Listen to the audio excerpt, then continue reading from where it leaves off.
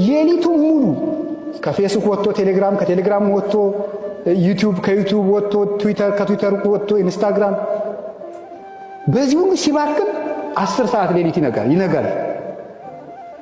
ከዚያ በኋላ እንደናወዘ ደግሞ የሚያስብበት ነገን አያስብ፣ ትናንት ትዝ አይለው፣ ዛሬ ትዝ አይለው፣ እቅድ የለው፣ የሰማይ ቤቱን አያስብ። ይሄ ሁሉ ምንድነው? ደስታ ፍለጋ ነው። እና የእግዚአብሔር ቤተሰቦች ልንገራችሁ፣ ደስታን መጥገብ ከፈለጋችሁ ያ ደስታ ክርስቶስ ነው፣ ሌላ የለም። ምንም ብትባክኑ፣ በጣም ብዙ ዘፈኖችን ስላዳመጣችሁ፣ ጭፈራ ቤት ስለሄዳችሁ ደስታን አታገኟትም። ደስታ ክርስቶስ ነው። እስመ ዘበኀቤከ የዐርፍ ነጸሮተ ኩሉ ነባብያን። የአይኳትያን መላእክት የደቂቀ አዳም ሁሉ አይን የሚያርፈው አንተን ሲያይ ነው ይላል። የሰው ልቡ የሚያርፈው ክርስቶስን ሲያይ ብቻ ነው። ምንም ነገር ብታዩ ስታዩ ትኖራላችሁ እንጂ አይናችሁ ሊጠግብ አይችልም። እምናየው ክርስቶስን ያየለት ነው። አያችሁ፣ እንደዚያ ሲል የጠገበ ሰው አልሰማችሁ? አረጋዊ ስምዖን ጌታን ታቀፋልና ምንድነው ያለው?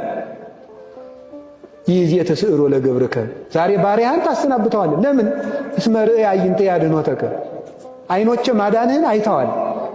በቃ ክርስቶስን ሲያይ ይሄ ሰው ምን አለ? እድሜ በቃኝ አለ። አንድ ሰው ሊረካ የሚችለው ክርስቶስን ሲያይ ነው። ልብ ልንገራችሁ፣ ከክርስቶስ እንዲደርስ የተፈጠረ መንገደኛ ነው። ከክርስቶስ እስከምንደርስ ድረስ ልባችን ምንም ነገር ብናቀርብለት ሊረካ አይችልም። ልብስ ለውጡለት፣ ምግብ ለውጡለት፣ ጥሩ ቤት ስሩለት፣ ጥሩ መኪና ግዙለት፣ ልባችሁ ሊያርፍ አይችልም። የሚያርፈው ክርስቶስን ስታገኙ ብቻ ነው። የሕይወት ውሃ በሉ እስቲ። ምን አላችሁኝ?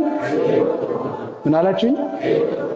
ስለዚህ ዘፈኑ፣ ጭፈራው፣ ይሄ አጓጉል ክህደቱ፣ ስካሩ፣ መዝናናቱ፣ ዝሙቱ፣ እንደዚህ ያለው ነገር ሁሉ የሞት ውሃ ነው። የሕይወት ውሃ ክርስቶስ ነው። ቃለ እግዚአብሔር ነው። ቅዱስ ሥጋው ክቡር ደሙ ነው። ያን ውሃ ስታገኙ ልባችሁ ይረጋል። በእውከት ውስጥ በሰላም ትኖራላችሁ። ቅዱስ ዳዊት ያገኛትን ሰላም እናገኛታለን ሲል ሰምታችሁታል።